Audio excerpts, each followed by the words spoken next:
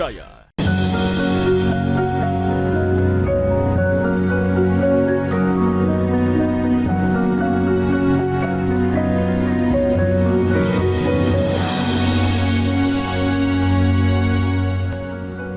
Bismillahirrahmanirrahim. Assalamualaikum warahmatullahi wabarakatuh. Alhamdulillahirabbil alamin. Al-ghaniyyi 'anil syukri syakirin. Wal ghaniyyi 'anil hamdil hamidin.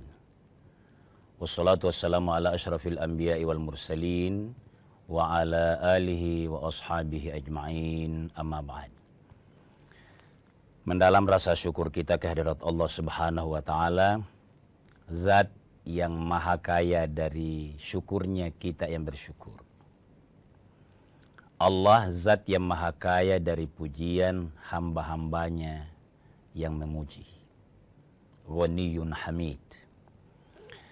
Pagi hari ini kita silaturahim lagi dalam tadhkirah mengawali aktivitas kita yang sebentar lagi akan kita geluti sesuai profesi masing-masing. Pemirsa sekalian, Al-Quranul Karim sebagai kalamullah itu memberikan kesempatan kepada kita untuk setelah membacanya memahami isi dan isyarat Al-Quran itu. Maka apa yang disebut oleh Al-Quran itu mestinya menjadi panduan kita mencermatinya. Terkait dengan silaturahim kita atau tadhkirah kita pagi hari ini, saya mengantarkan satu kisah dalam Al-Quran yang menarik untuk kita coba komparasikan atau mengukur kehidupan bersama kita hari ini. Kalau Al-Quran itu menyebut satu nama saja, maka itu dipastikan betapa pentingnya ini ditahu apa perilaku nama ini. Salah satunya karena singkat waktu kita adalah Al-Quran itu jelas-jelas menyebutkan satu nama yang bukan Nabi, justru lawan dari Nabi, tapi keluarga Nabi. Apa itu? Dalam surah Al-Quran itu ada kita sebut Qarun. Siapa itu Qarun? Sehingga kita anggap tema pagi hari ini Qarun dan kesombongan lah ya. Karena dampaknya dari situ. Siapa itu Qarun? Kita sebut dulu. Qarun adalah sepupu dari Nabi Musa. Satu. Dia adalah pembaca, jadi dia punya ilmu. Dia adalah pembaca kitab Taurat, wahyu Allah. Ini yang terbaik dalam hal membaca ya. Jadi dengan bacaannya dia menarik. Dengan posisi ini, dia keluarga Nabi Musa. Dia mudah diterima karena memang punya kemampuan baca kitab. Mengakibatkan mudah melakukan niat-niatnya termasuk bisnisnya. Saya tambahkan sedikit pemirsa sekalian untuk menegaskan bahwa betul keluarga Nabi ini Qarun. Qarun itu anak dari Yasar bin Qahid. Qahid ini anak keturunan cucu dari Nabi Yakub. Bapak Musa namanya Imran itu juga dari jalur Qahid ini. Ini untuk menegaskan bahwa posisi atau perkawinan kuasa, nama baik, keturunan baik-baik itu melahirkan hal yang kadangkala yang melebihi dari fitrah manusia. Kita harus gambarkan. Di zaman Nabi Musa ini, itu pemerintah pusatnya adalah Fir'aun. Apa yang diberantas Fir'aun? Bukan korupsi, bukan kezaliman. Justru yang diberantas oleh Fir'aun sebagai penguasa adalah kalau ada yang dikhawatirkan mengganggu kekuasaannya. Sementara pengusaha yang melakukan ada arogansi, monopoli, dibiarkan. Boleh jadi juga Nabi Musa ini karena Qarun ini boleh jadi dia bawa nama-nama Nabi Musa. Kan dia bersepupu. Nabi Musa dan Harun sendiri. Dari Qarun ini pemirsa sekalian, kita mau tambahkan dia menjadi muda, punya bisnis, sukses, sehingga kekayaannya itu latanu'u bil usbatil quwwah. Akibat proses tadi, relasinya dengan kuasa, relasinya dengan nabi, keterampilannya juga dengan ilmunya dia, memudahkan bisnisnya, tapi dari sini ujian sesungguhnya bagi dia. Ini yang mungkin kita jadikan perbandingan atau pelajaran hari ini. Dari ilmunya dia, Qarun. Dari relasinya dengan kuasa, dengan nama baik keluarga, menyebabkan dia sangat mudah sukses. Tapi pada akhirnya dia merasa kekayaannya yang begitu cepat. Karena bukan dari orang kaya, bukan kakek moyangnya yang kaya. Ini kita sebut sedikit. Dia sesungguhnya pernah sulit pengembala bapaknya. Rakyat biasa. Minta doa kepada Nabi Musa. Didoakan oleh Nabi Musa dengan banyak janjinya. Bahwa dia tidak akan angkuh, dia tidak akan sombong, tidak akan zalim. Dan menunaikan haknya sebagai orang yang dititipi kekayaan oleh Allah. Tapi pada akhirnya pemirsa sekalian, manusia Qarun ini, dia lupa. Sehingga ia merasa bahwa apa yang saya dapatkan ini, ilmun indi, kekayaan saya ini, yang kuncinya saja dibawa oleh orang yang kuat. Tafsir kuwah itu antara 10 sampai 40 orang yang kuat yang membawa kunci-kunci hartanya.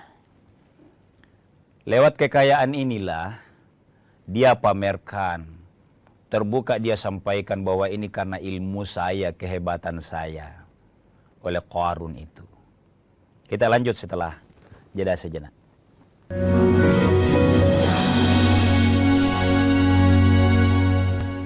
Siapapun bisa jadi media, pemengaruh, bahkan pendengung. Tapi kebenarannya dapatkah dipertanggungjawabkan? Percayalah, hanya pada sumber independen yang menjunjung tinggi prinsip jurnalisme dalam setiap tayangan terbaiknya. Ikuti saya, saudara. Rosi, Satu Meja, The Forum, Sapa Indonesia Malam Akhir Pekan, Dipo Investigasi, Kompas TV, independen, terpercaya. Mengisi ruang informasi Anda, sejumlah informasi sudah kami rangkum dalam program Kilas Kompas. Usah khawatir, tertinggal berita dan informasi terkini. Kilas Kompas akan menyajikan sejumlah informasi lainnya untuk Anda. Karena kami merangkum semuanya untuk Anda. Singkat, Pohon tumbang menutup jalan utama. padat, terpercaya. Tetaplah bersama kami di Kilas Kompas. Kilas Kompas, setiap hari pukul 11:30 malam, live di Kompas TV. Pelanggaran hukum, ketidakadilan, keresahan sosial terjadi dan terjadi lagi. Tersangka sendiri dia melakukan aksinya itu sudah lebih dari 6 tahun. Aku pemakaian krem abal-abal itu lama bang, ada pengelupasan, terus merah. Selami peristiwa, tarik benang merah, temukan kebenaran di balik fenomena. Sasaran setiap Rabu pukul 10:30 malam di Kompas TV. Salam waspada saudara. Polisi menggerebek sarang narkoba. Waspada, tindak kejahatan ada di sekitar Anda. Akhir kisah pembunuh berantai asal Bekasi akhirnya terungkap. Identifikasi tanda-tandanya, observasi fenomenanya, persempit ruang geraknya, tangkap informasinya dalam Borgol. Senin sampai Jumat pukul 3:30 sore di Kompas TV. Dipo, investigasi setiap Senin pukul 8:30 malam. Mencari tahu, mendengarkan lebih utuh dan mendalam, mempertanyakan rasa keadilan. Saya mau minta klarifikasi. Klarifikasi. Ini tanggung jawab saya. Bapak malu nggak sih? Apakah saya dengar permintaan maaf yang benarkah backingnya para jenderal orang-orang korban? Kita mengingatkan penguasa, menghibur yang papa. Rosi.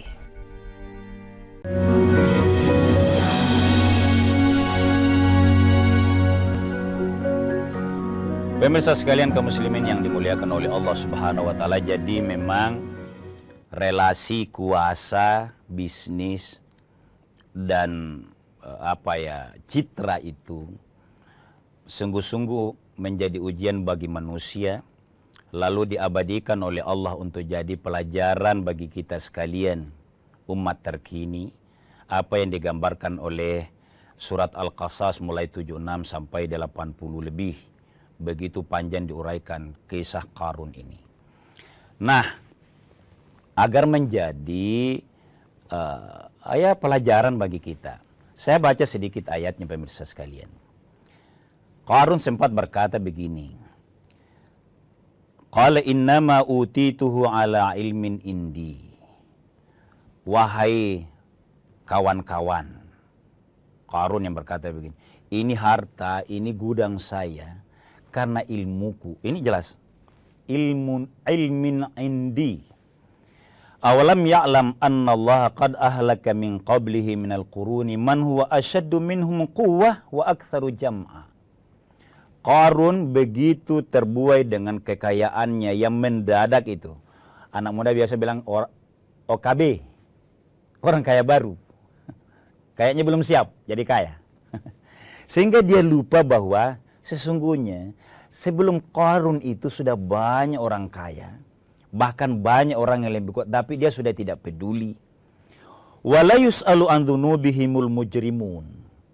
Sampai begitu pelanggarannya, keangkuhannya, flexingnya, dia pamer hartanya. Kalau bahasa kekiniannya, begitu arogannya, dientengkan pajak. Selain karena tadi saya katakan relasinya dengan Fir'aun begitu bagus, didiamkan. Kalau ada petugas pajak yang mau datang ke Qarun, dia ketawa-ketawa saja. Dia pamer harta, pemerintahannya Fir'aun juga ikut-ikut. Ada aja yang mau dipakaikan, dikasih modal oleh Qarun. Jadi kalau ada orang pajak mau datang, ketawa saja itu Qarun. Apa dia bilang? Hai, gitu. Selesai itu tulisannya sebentar pemeriksaan. Kira-kira begitu. Ini Al-Quran yang saya tafsirkan ini ya. Jadi, akibat itu, wala yus'alu an dzunubihimul mujrimun. Orang memahami frustasi masyarakat. Jangan tanyakan pelanggarannya si Qarun itu. Maklum, seantero dunia tahu, karena kekayaannya tidak bisa terbungkam semua kuasa Qarun itu. Jadi, tapi ada orang di tengah frustasinya orang melihat tidak berimbangnya kekayaan, apalagi dipamer, menjadi terbelah masyarakat. Ada yang diam saja, menerima dirinya miskin, terzolimi oleh monopoli. Tapi ada orang yang tidak membiarkan dirinya, dia mewakafkan dirinya menegur Qarun. Dan dia sampaikan secara gentle, mengakibatkan dia terpinggirkan. Dia ketawai. Pada sisi lain, masyarakat ada yang mengimpikan, mendambakan, ya Allah. Bukan ya Allah, saya juga mau seperti Qarun itu, betapa nikmatnya. Ternyata kita diperiksa kalau melanggar, kalau kita selesaikan dengan kekayaan. Saya menggambarkan eranya Qarun ini ya. Ada. Jadi sebagian masyarakat betapa mau. Tapi pemirsa sekalian, Allah buktikan betapa terbatasnya manusia. Dalam ayat selanjutnya dijelaskan bahwa Qarun hanya dengan satu kali bunyi suara keras menyebabkan gudangnya lah kalau kita istilahkan. Bisnisnya lah yang kita katakan, itu tenggelam. Qarun karena begitu cinta kepada hartanya yang ia puja tadi, kita persingkat pemirsa sekalian ya. Dia tidak tinggalkan itu gudangnya. Dia yang jaga, mengakibatkan dia juga ikut tenggelam. Ini yang mungkin menarik kalau dikaji dan diteliti. Mungkin sudah ada ilmuwan-ilmuwan yang meneliti di mana persisnya lokasi Qarun itu ditenggelamkan di Mesir sana. Saya kira sudah ada karena kelihatannya sejarah-sejarah itu sudah ditafsirkan dan dikaji secara baik. Nah, pemirsa sekalian, yang menarik untuk kita sampaikan di sini adalah ada orang yang mewakafkan dirinya rela untuk tidak populer, untuk dicampakkan oleh Qarun beserta relasi-relasinya. Apa dia berkata? Innahu qaumun la yafrahun. Idh qala lahu qaumuhu la tafrah. Innallaha la yuhibbul farihin. Ini berguna ini kalau relasi kuasa yang bicara begini kepada orang yang suka pamer kekayaan, entah halal, entah tidak. Kira-kira gitu. Dia tampil, dia berkata, ya pengamat lah kira-kira kalau hari ini ya. Bolehlah kita anukan begitu. Weh, jangan terlalu gembira begitu. Allah itu tidak suka. Ini kan bukan hanya gembira, memang dia tampilkan, dia sampaikan dan menertawai. Bukan rakyat yang dia ketawai, petugas. Itu Qarun. Petugas. Saya ketawa ini pemirsa sekalian karena betapa arogansinya itu. Innahu la yuhibbul farihin. Allah tidak menyukai. Dan kalau Allah tidak menyukai kan artinya tidak membiarkan kesombongan yang terlalu begitu pemirsa sekalian. Saya baca ayatnya, cara Allah memberikan pelajaran kepada kita. Karena kita angkat karung hari ini untuk boleh zaman kita ada kecenderungan, ada yang tren misalnya, yang melanggar tidak tertahan, terbiarkan kalau ada yang biarkan. Allah katakan begini dalam surah Qasas itu. فَخَسَفْنَا بِهِ وَبِدَارِهِ الْأَرْضَ فَمَا كَانَ لَهُ مِنْ فِئَةٍ يَنْصُرُونَهُ. Pada saat ditenggelamkan oleh gempa, maka tidak ada yang mampu menolongnya. Tidak ada. وَأَصْبَحَ الَّذِي تَمَنَّوْا مَكَانَهُ بِالْأَمْسِ. Orang-orang yang kemarin mau menempuh cara yang sama dengan Qarun. Oh, Qarun naik kan diamankan regulasi. Petugasnya yang diamankan. Saya juga mau begitu. Mulai dari yang kecil deh. Bahasa kasarnya mungkin mau ikut-ikut nyogok, kira-kira gitulah. Menjadi kembali berkata, wa asbahal ladzi tamannau makanahu bil amsi. Orang-orang yang menginginkan posisinya Qarun kemarin-kemarin, mendambakan. Bukan yang frustasi. Wa ka'annahu wa ka'anna Allah yabsutur rizqa liman yasha. Ternyata memang Allah yang memberikan rezeki yang baik itu kepada yang dikehendaki, juga mengambilnya kepada yang tidak dikehendaki lagi. Orang kembali sadar.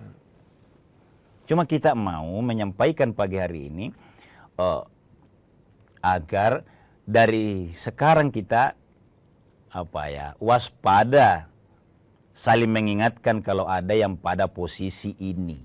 Kekayaannya membuat dia arogan, membuat dia menertawai relasinya, membuat dia merasa sangat aman. Bagaimana tidak aman, rumah sakit dia semua bisa, biayanya dia yang selesaikan. Laula an mannallahu alaina la khasafa bina wa ka'annahu la yuflihul kafirun.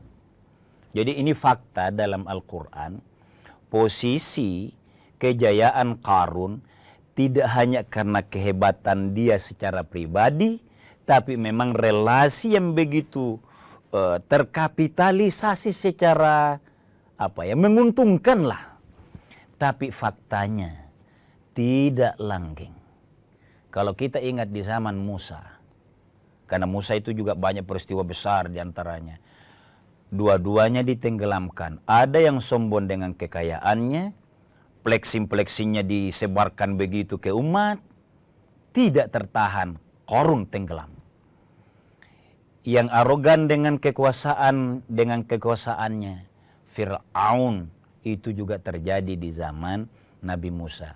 Nah, bagi kita mentadkirahkan ini agar menahan diri, bersyukur secara proporsional kepada Allah kalau ada rezeki yang dianugerahkan kepada kita. Kita lanjut setelah jeda sejenak.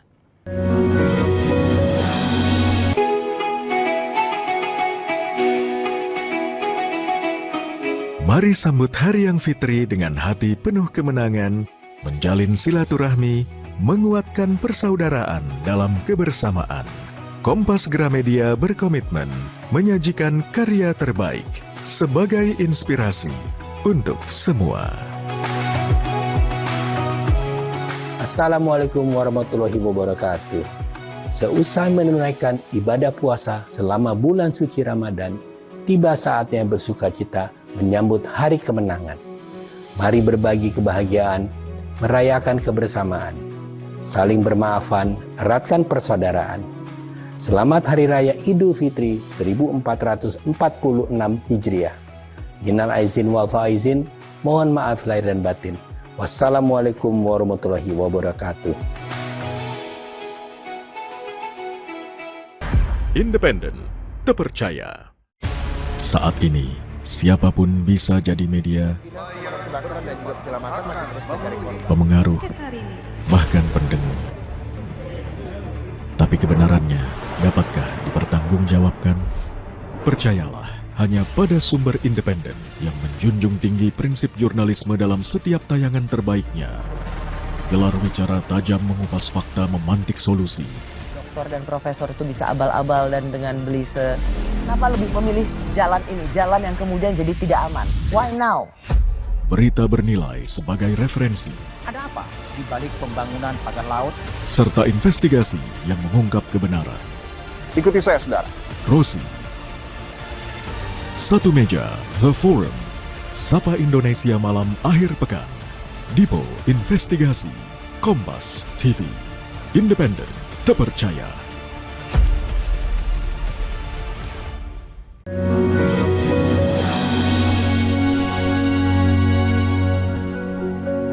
Pemirsa sekalian kaum muslimin yang dimuliakan oleh Allah Subhanahu wa taala.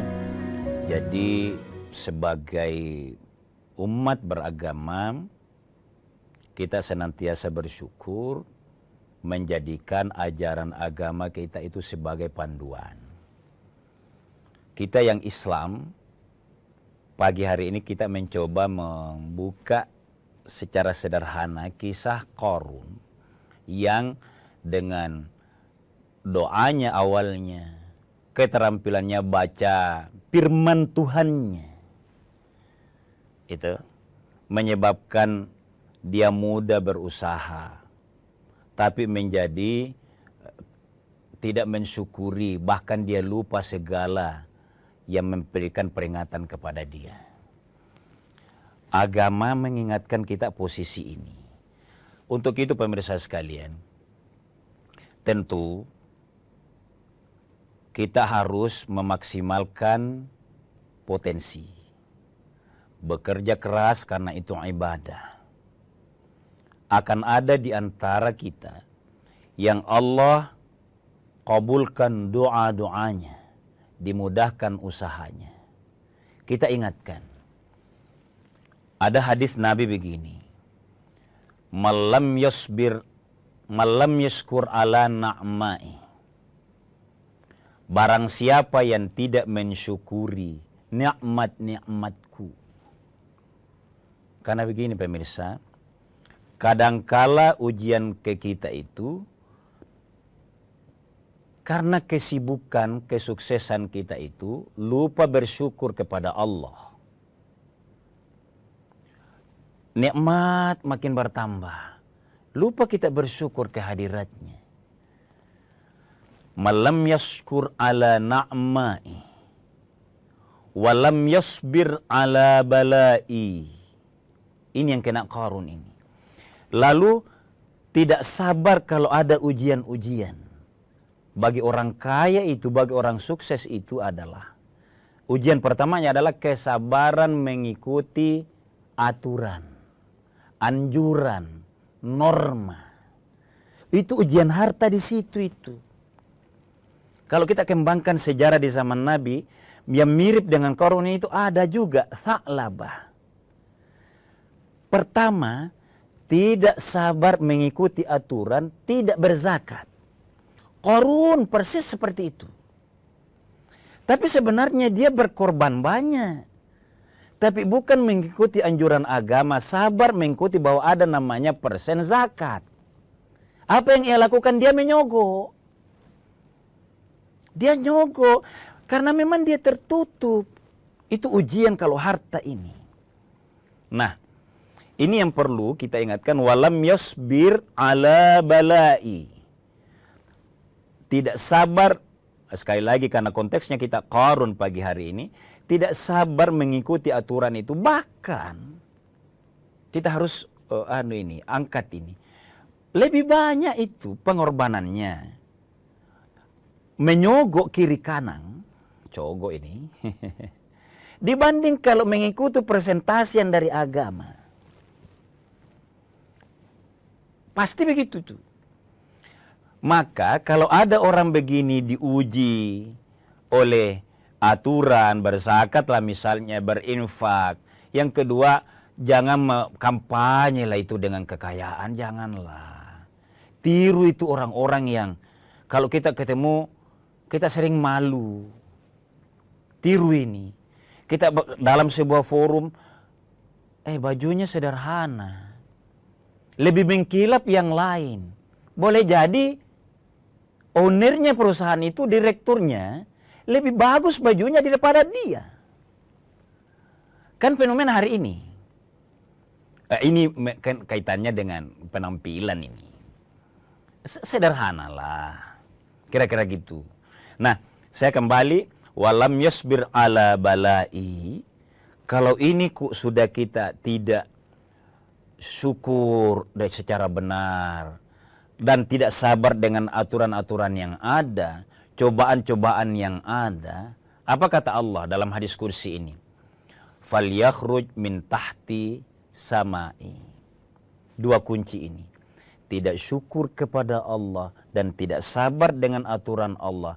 Maka Allah dalam hadis ini keluar dari bawah kolom langitku dan keluar dari atas bumiku. Ini peringatan Allah yang sebenarnya masih sangat aktual. Maksud saya aktual, kita belum terlambat kalau ini kita terapkan. Karena kadangkala memang anak-anak itu kan punya istilah OKB. Kenapa ada OKB itu? Kadang perilaku orang yang baru dikasih rezeki oleh Allah itu banyak sekali ganjil-ganjilnya. Pamernya lebih banyak. Tidak sadar bahwa dia ditertawai oleh yang lebih mampu dari situ. Nah, pemirsa sekalian kaum muslimin yang dimuliakan oleh Allah, peringatan dalam surah tentang Qarun ini, itu mudah-mudahan menjadi pelajaran bagi kita sekalian. Tetap mendoakan niat-niat kita. Bagi yang punya bisnis silahkan, usaha, raih kesuksesan dan kekayaan itu. Tapi agama punya penawar. Hati-hati, jangan menjadi pamer yang memang menjadi tertanam dalam hati bahwa kekayaan itu ilmu indi. Kalau bahasa Qarun, ini saya dapatkan semata-mata karena kemampuan saya. Kita tidak dalam posisi sedang iri kepada orang yang punya kemampuan seperti itu, tapi kita sedang mengingatkan karena ini tetap menjadi kemaslahatan bersama. kalau orang kaya kita, orang sukses kita tetap ada tawaduknya, menjadi peringatan dari cerita Qarun itu. Tanda-tandanya apa? Tanda-tandanya kalau sudah mulai ada dalam hati terlalu mau pamer, satu. Yang kedua mau merendahkan, bahkan meringan-ringankan aturan, mulailah sadari, istighfarlah. Oh, ini ada tanda-tanda awal, tidak boleh larut di dalamnya. Mudah-mudahan oleh Allah Subhanahu wa taala, Zat yang Maha Kaya, merestui bisnis dan usaha kita, profesi kita masing-masing, sehingga menjadi orang yang sejahtera, menjadi orang yang mampu, tapi tetap dalam koridor yang mensyukuri nikmatnya dan sabar atas aturan-aturannya Allah Subhanahu wa taala. Mohon maaf atas segala kekurangan. Hadanallahu wa iyyakum ajma'in. Wassalamualaikum warahmatullahi wabarakatuh.